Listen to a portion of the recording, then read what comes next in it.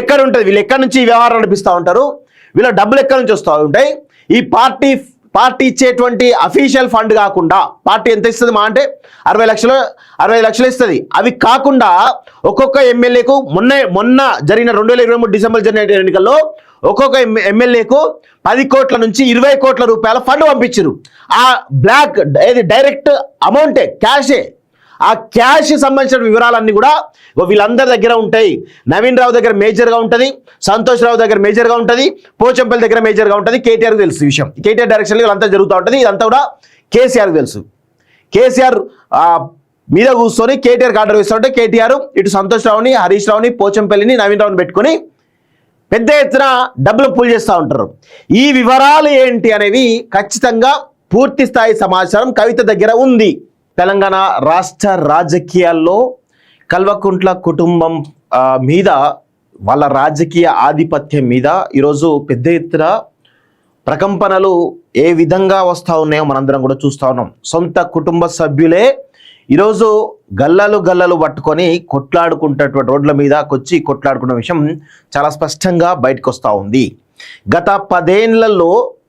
2010లలో కేసీఆర్ సంబంధించినటువంటి అరాచకాలు, అవినీతి అక్రమాల పైన మేము మాట్లాడినటువంటి మాలాంటి గొంతుకలు ఎవరైతే ఉన్నారో మాట్లాడినటువంటి మాటలు ఏవైతే ఉన్నాయో అవన్నీ కూడా నిన్న మధ్యాహ్నం కేసీఆర్ గారి కూతురు అయినటువంటి కవిత మాటల్లో చాలా స్పష్టంగా చెప్పడం జరిగింది.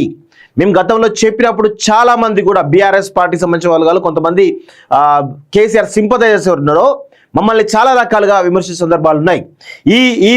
ఇందులో భాగంగా ఇప్పుడు మీరు ఏం మాట్లాడతారో ఈ విషయాలపైన తెలుసుకోవాలి. నేరేళ్ల ఘటన మీద మాట్లాడితే ఈరోజు అది తప్పు కాదని అన్నారు.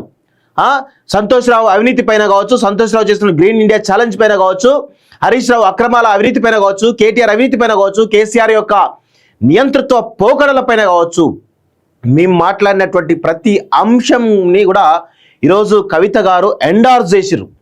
ఖచ్చితంగా కవిత గారు సమర్థించినట్టు కనబడతా ఉంది. సో మేము చెప్పినాం, ఇంకా చాలా విషయాలు కూడా ఆమె చెప్పాల్సినటువంటి అవసరం అయితే ఉంది. ఆమె చెప్పింది కేవలం 0.001% మాత్రమే. ఇంకా చాలా విషయాలు చెప్పాలి. ఆమె 0.001% మాత్రమే ఆమె చెప్పింది. ఆమె దగ్గర చాలా విషయాలు ఉన్నాయి. హరీష్ రావు యొక్క అవినీతి సామ్రాజ్యం ఏంటి, పోచంపల్లి యొక్క అవినీతి సామ్రాజ్యం ఏంటి, నవీన్ రావు యొక్క అవినీతి సామ్రాజ్యం ఏంటి, ఈవెన్ తన సొంత అన్న కేటీఆర్ యొక్క అవినీతి సామ్రాజ్యం కావచ్చు, కేసీఆర్ యొక్క అవినీతి సామ్రాజ్యం కావచ్చు, అవన్నీ కూడా కంప్లీట్గా ఆమె దగ్గర పూర్తి సమాచారం ఉంది. మరి ఆ సమాచారాన్ని బయట పెట్టకుండా కేవలం కొన్ని విషయాల్ని ప్రస్తావనకు తీసుకురావడం వెనకాల కవిత ఉద్దేశం ఏంటో కూడా ఈరోజు తెలంగాణ ప్రజలకు చెప్పాలని చెప్పేసి కూడా మేము డిమాండ్ చేస్తూ ఉన్నాం. 100% ఆమె చెప్పాలి. 100% ఆమె హరీష్ రావు, సంతోష్ రావుల యొక్క బండారాన్ని ఇంకా బయట పెట్టాలి. మీరు ఏ విషయాలు కూడా క్లియర్గా చెప్పలేదు, అన్ని పరోక్షంగా చెప్పడం జరిగింది తప్ప ఏదీ లేదు. ఇక్కడ చూడండి కొన్ని విషయాలు. ధరణి ఆమె చేయాల్సినటువంటి పని ఏంటి, ఆమె ఇంకేం చేయాలి? ధరణి పేరిట మేము గతంలో చెప్పినాం, 100% చెప్పినాం. ధరణి పేరిట లక్షల ఎకరాల భూములను దోచుకున్నారు వీళ్ళు. సో అవి ఏంటి? కనీసం కేటీఆర్ దోచుకునే పక్కన పెట్టు, నీకు వాళ్ళ మీద ప్రేమ ఉంటే వాళ్ళకి చెప్పకు. కానీ ఈ ధరణిలో 100% మీరు నిన్న చెప్పిర్రు హరీష్ రావు యొక్క ఫామ్ హౌస్ గురించి చెప్పడం జరిగింది. సో ఇప్పుడు ఆ ఫామ్ హౌసే కాదు, ఇంకా చాలా విషయాలు, చాలా ఎకరాల భూములు, వాళ్ళ బినామీలు ఎవరు, ఇవన్నీ కూడా మీకు తెలుసు. ఇప్పుడు అవి చేయాల్సినటువంటి ధరణిలో లక్షల ఎకరాల భూములు ఏవైతే ఉన్నాయో అవన్నీ కూడా ఏ విధంగా దోచుకున్నారు? జూబ్లీ హిల్స్ ఏరియాలో కావచ్చు, బంజారా హిల్స్ ఏరియాలో కావచ్చు, కోకాపేట కావచ్చు, నార్సింగి కావచ్చు, ఈ కొల్లూరు కావచ్చు, ఈ చుట్టుపక్కల హైదరాబాద్ చుట్టుపక్కల కొన్ని వేలాది ఎకరాల భూములను తమ బినామీల పేరు మీద పెట్టుకున్నారు. అవన్నీ కూడా బయట పెట్టాలి. కవిత గారికి తెలుసు ఈ విషయాలన్నీ కూడా. 100% ఆమెకు పూర్తి సమాచారం ఆమె దగ్గర ఉంది. అవన్నీ కూడా బయట పెట్టాలి.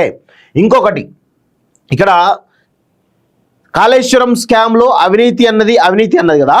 సో అవినీతి ఏంటి అనే దానిలో చాలా డీటెయిల్ ఇన్ఫర్మేషన్ కూడా ఆమె దగ్గర ఉంది. ఈ వాటాల సంబంధించిన అంశంలో 100% కవిత దగ్గర ఎంత పర్సెంట్, ఈ 1,00,000 కోట్లల్లో 1,00,000 కోట్లల్లో ఎవరెవరి పర్సంటేజ్లు ఎంత పోయినాయి అనే పూర్తి సమాచారం ఉంది ఆమె దగ్గర. హరీష్ రావుకి 4% పోయిందా, 3% పోయిందా, 5% పోయిందా, కేసీఆర్కి కేటీఆర్ కలిపి ఎంత పర్సంటేజ్ పోయింది, ఇవన్నీ కూడా ఆమె లెక్కలు చెప్పాలి. అప్పటిదాకా తెలంగాణ సమాజం కావచ్చు, మాలాంటి వాళ్ళం కావచ్చు, ఖచ్చితంగా మిమ్మల్నే క్వశ్చన్ చేస్తామనే విషయంలో గుర్తుపెట్టుకోవాలి. అదేవిధంగా ధరణి పేరిట కావచ్చు, కాళేశ్వరం పేరిట కావచ్చు, మిషన్ భగీరథ పేరిట కావచ్చు, అదేవిధంగా ఇక్కడ మీకు ఇంకొక ఇంపార్టెంట్ విషయం, ఖచ్చితంగా కవిత గారికి పూర్తి సమాచారం ఉంటుంది. కేటీఆర్ మరియు సత్యం రామలింగరాజు సంబంధించినటువంటి తేజరాజు వీళ్ళ బంధం, వీళ్ళ మధ్యలో జరిగినటువంటి భూముల వ్యవహారానికి సంబంధించి కూడా కవిత చాలా విషయాలు ఆమె దగ్గర సమాచారం ఉంది, అవి కూడా రివీల్ చేయాలి. ఇంకొకటి, ఇప్పుడు కేటీఆర్ ఉంటున్నటువంటి జన్వాడ ఫామ్ హౌస్ ఎవరి ద్వారా కేటీఆర్కు రావడం జరిగింది, దీని యొక్క కథా కమామిషి ఏంటో కూడా చెప్పాలి. ఇవి కాకుండా వీళ్ళిద్దరూ కలిసి ఫారెన్లో, ఏది అమెరికా లాంటి యుఎస్లో కావచ్చు, యూకేలో కావచ్చు, లేకపోతే ఇంకా చాలా కంట్రీస్లలో పెట్టుబడులు పెట్టిర్రు. ఆ పెట్టుబడులు ఏంటి, ఆ కంపెనీలు ఏంటి, ఆ షెల్ కంపెనీలు ఏంటి, అవన్నీ కూడా ఖచ్చితంగా కవిత దగ్గర పూర్తి సమాచారం ఉంది. అవి కూడా ఆమె బయట పెట్టాలి, 100% బయట పెట్టాలి. ఇదే విధంగా హరీష్ రావు వాళ్ళ తమ్ముడు ఎవరైతే ఉన్నారో మహేష్ అనేటువంటి వ్యక్తి అమెరికాలో ఉంటాడు. సో వీళ్ళ మధ్యలో వీళ్ళ బంధుత్వం ఏదైతే ఉందో, వీళ్ళిద్దరు కలిసి చేసినటువంటి బిజినెస్లో కూడా ఆమె దగ్గర పూర్తి సమాచారం ఉంది, అవి కూడా బయట పెట్టాలి. ఇక అసలు సూత్రధారి పాత్రధారి అయినటువంటి సంతోష్ రావు సినిమాలకు ఫైనాన్స్ చేస్తాడనే విషయం మీకు తెలుసు. సినిమాలకి పెద్ద ఎత్తున ఫైనాన్స్ చేస్తాడనే విషయం మీకు తెలుసు. ఈ విషయం కూడా మీరు చెప్పాలి. నేరేళ్ల విషయము, ఆ విషయం, ఈ విషయం మీరు చెప్పడం జరిగింది. కానీ అవి కాదు, ఈ సంతోష్ రావు చేస్తున్నటువంటి సినిమా ఫైనాన్స్లు ఎన్ని వందల కోట్ల రూపాయలు చెప్పాలి. దాంతోపాటు ఈయన ఐఏఎస్ ఐపీఎస్లు ప్రిన్సిపల్ సెక్రటరీలు వీళ్ళ ద్వారా అనేకమైన పర్యవేలు చేసి ఎన్ని వందల కోట్లు ఎన్ని వేల కోట్ల రూపాయలు సంపాదించిండు. ఆ వందల వేల కోట్ల రూపాయలను ఎక్కడ పెట్టుబడులు పెట్టిండు. తెలంగాణ రాకముందు సంతోష్ రావు ఏంది అనే పరిస్థితి, ఇప్పుడు ఏంది అనే పరిస్థితి, ఇవన్నీ కూడా ఆమె లెక్కలు తేల్చాలి. ఆమె దగ్గర పూర్తి సమాచారం ఉంది. అదేవిధంగా సంతోష్ రావుకు ఎన్ని ఫామ్ హౌస్ ఉన్నాయి, ఎక్కడెక్కడ భూములు ఉన్నాయి, ఈ పంచాయతీలు ఏంది, ఇవన్నీ కూడా ఖచ్చితంగా ఈమె బయట పెట్టాలి. ఎందుకంటే ఈ అన్ని విషయాలు కూడా పూర్తి సమాచారం విత్ డాక్యుమెంట్స్ ఎవిడెన్స్తో సహా దాదాపు 75%, అంటే ఒక సంతోష్ రావు అనే వ్యక్తి ఒక 10,000 కోట్లు 20,000 కోట్లు 30,000 కోట్లు సంపాదిస్తే, లేకపోతే 100 ఎకరాల 1000 ఎకరాలు అని సంపాదిస్తే, దానిలో మెజారిటీ 75% డబ్బుల విషయంలో కావచ్చు, 70% భూముల విషయంలో కావచ్చు, పూర్తి సమాచారం కవిత దగ్గరే ఉంది. చెప్పాలి ఈ అన్ని విషయాలలో. ఇప్పుడు పోచంపల్లి శ్రీనివాసరెడ్డి గురించి మాట్లాడుతూ ఉంది. మోకిలలో 150 కోట్ల ప్రాజెక్ట్ కడుతున్నారు అని చెప్పేసి అంటా ఉన్నారు కదా. అసలు పోచంపల్లి ఇప్పుడు మోకిలలో ఇప్పుడు కడుతున్నారని చెప్పేసి అన్నది ఇప్పుడు కాదు, గత 10 ఏళ్లలో వీళ్ళు ఈ భూములు ఏది ప్రభుత్వ సపోర్ట్ తీసుకొని, కేసీఆర్ కేటీఆర్ లాంటి సపోర్ట్ తీసుకొని కొన్ని భూములను కొల్లగొట్టారు. వీళ్ళు 1000 ఎకరాల భూములను కొల్లగొట్టి డెవలప్మెంట్కి ఇచ్చిర్రు. వెంకటరామరెడ్డికి ఇచ్చిర్రు, మైవం రామేశ్వరరావుకి ఇచ్చిర్రు, వివిధ రకాల వ్యక్తులకు పెద్ద పెద్ద బిల్డర్లు కూడా ఇవ్వడం జరిగింది. అవి కోకాపేటలో, నార్సింగిలో, కొల్లూరులో, ఇక చాలా చోట్ల ఎకరాల భూములు కూడా ఉన్నాయి. ఆ భూములు ఏంటి, వాటి వివరాలు మొత్తం కూడా మీకు తెలుసు. అవి కూడా బయట పెట్టాలని చెప్పేసి కూడా 100% నేను చెప్తా ఉన్నాను.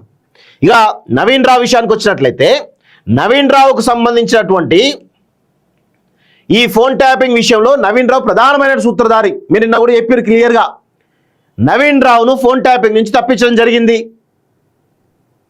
రేవంత్ రెడ్డి గారు. ఆ విషయాన్ని ఇంకా లోతుల్లో ఫోన్ ట్యాపింగ్లో ఈయన పాత్ర ఏందన్న విషయం పూర్తి స్థాయి సమాచారం మీకుంది. అదేవిధంగా ఈయన ఏ విధంగా ఈయనకు ఉండే, వాస్తవంగా ఈయన బేసికల్గా కూకట్పల్లిలో 100 కోట్ల రూపాయలు కోట్లలో వీళ్ళకి రెంట్లు వస్తూ ఉంటాయి. ఇప్పుడు నేనేం చెప్తా ఉన్నాను, నవీన్ రావు మీ డాడీ ఆదేశాల మేరకు ఒక్కొక్క ఎమ్మెల్యేకు బ్లాక్ మనీ ఏ విధంగా పంపించిండో పూర్తి స్థాయి సమాచారం మీకుంది. ఎక్కడ ఉంటుంది, వీళ్ళు ఎక్కడి నుంచి ఈ వ్యవహారం నడిపిస్తూ ఉంటారు, వీళ్ళ డబ్బులు ఎక్కడి నుంచి వస్తూ ఉంటాయి. ఈ పార్టీ ఇచ్చేటువంటి అఫీషియల్ ఫండ్ కాకుండా పార్టీ ఎంత ఇస్తుంది మా అంటే 65 లక్షలు ఇస్తుంది. అవి కాకుండా ఒక్కొక్క ఎమ్మెల్యేకు మొన్న జరిగిన 2023 డిసెంబర్ జరిగిన ఎన్నికల్లో ఒక్కొక్క ఎమ్మెల్యేకు 10 కోట్ల నుంచి 20 కోట్ల రూపాయల ఫండ్ పంపించారు. ఆ బ్లాక్ ఏది డైరెక్ట్ అమౌంటే, క్యాషే. ఆ క్యాష్ సంబంధించిన వివరాలన్నీ కూడా వీళ్ళందరి దగ్గర ఉంటాయి. నవీన్ రావు దగ్గర మేజర్గా ఉంటుంది, సంతోష్ రావు దగ్గర మేజర్గా ఉంటుంది, పోచంపల్లి దగ్గర మేజర్గా ఉంటుంది. కేటీఆర్కి తెలుసు ఈ విషయం. కేటీఆర్ డైరెక్షన్లో వీళ్ళంతా జరుగుతూ ఉంటుంది. ఇదంతా కూడా కేసీఆర్కి తెలుసు. కేసీఆర్ మీద కూర్చొని కేటీఆర్కి ఆర్డర్ ఇస్తూ ఉంటే కేటీఆర్ ఇటు సంతోష్ రావుని, హరీష్ రావుని, పోచంపల్లిని, నవీన్ రావుని పెట్టుకొని పెద్ద ఎత్తున డబ్బులు పుల్ చేస్తూ ఉంటారు. ఈ వివరాలు ఏంటి అనేవి ఖచ్చితంగా పూర్తి స్థాయి సమాచారం కవిత దగ్గర ఉంది. ఆ వివరాలు కవిత గారు బయట పెట్టాలి, లేకపోతే మిమ్మల్ని తెలంగాణ సమాజం నమ్మదు, అదేవిధంగా క్షమించదు అనే విషయంలో కూడా గుర్తుపెట్టుకోవాల్సిందిగా నేను కవిత గారిని కోరుతా ఉన్నాను. ఇవే కాకుండా ఇంకా చాలా చాలా అంశాలు ఉన్నాయి. వీళ్ళు కాకుండా పల్లారాజేశ్వరరెడ్డి యొక్క కథా కమామిషి ఏంటి, అదేవిధంగా మల్లారెడ్డి సంబంధించిన విషయాలు కావచ్చు, ఇంకా చాలామంది వ్యక్తుల వివరాలు మీ దగ్గర ఉన్నాయి. అవన్నీ కూడా బయట పెట్టాలి, లేకపోతే మీరు కలిసి ఆడుతున్న డ్రామాగా ఈరోజు తెలంగాణ సమాజం చూసేటువంటి అవకాశం ఉంటుంది. అప్పుడు ఆ క్రమంలో మీకే ఇబ్బందికర పరిస్థితులు ఏర్పడుతుంది అనేది గుర్తుపెట్టుకోవాల్సిందిగా కోరుతా ఉన్నాను.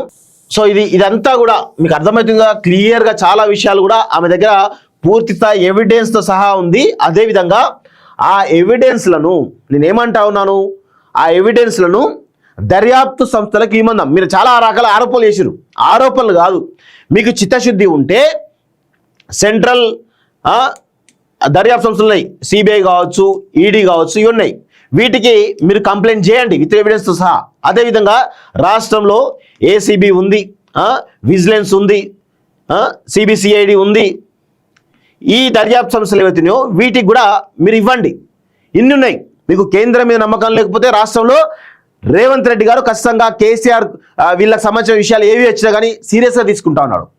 మీరు అక్కడ ఇవ్వండి, లేకపోతే ఇక్కడ ఇవ్వండి. ఎక్కడో దగ్గర ఇస్తే ఖచ్చితంగా ఇటు సెంట్రల్ బీజేపీ కూడా బీఆర్ఎస్ టార్గెట్గా ఉంటుంది, ఇటు కాంగ్రెస్ కూడా బీఆర్ఎస్ టార్గెట్ ఉంటుంది. ఇవి వాళ్ళ జేబు సంస్థలు అని మీరు అనుకుంటే ఖచ్చితంగా మీరు ఇచ్చేటువంటి సమాచారంతో అద్భుతం వేగవంతమైన విచారణ జరుగుతుంది. వాళ్ళందరూ కూడా బొక్కలు వేస్తారు. సో అవి మీరు ఇవ్వకుండా, ఈ దర్యాప్తు సంస్థలకు ఇవ్వకుండా మీరు మభ్య పెడతామంటే మాత్రం తెలంగాణ సమాజం అనేది ఖచ్చితంగా క్షమించదు. తెలంగాణ సమాజంలో మీకు గౌరవం పోతుంది అనే విషయంలో కూడా గుర్తుపెట్టుకోవాలి కవిత గారు. ఖచ్చితంగా ఈ విషయాలు ఏవైతే ఉన్నాయో మీకు తెలిసినటువంటి చాలా విషయాలు కూడా తెలంగాణ ప్రజలకు చెప్పాలి, అదేవిధంగా వీళ్ళకు కూడా చెప్పాలని చెప్పేసి కూడా ఈ దర్యాప్తు సంస్థలు కూడా మీరు రిటర్న్ కంప్లైంట్లీ అని చెప్పేసి కూడా మేము కోరుతా ఉన్నాం.